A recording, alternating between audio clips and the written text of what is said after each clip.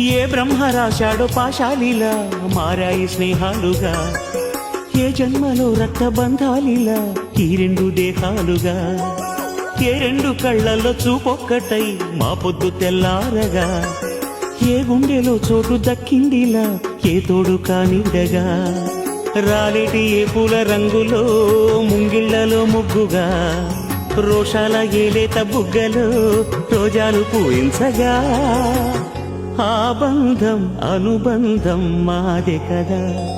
చిన్ని చిన్ని పువ్వులు చూసి జాబిలి నవ్వింది, సిరి వెన్నెల జల్లింది.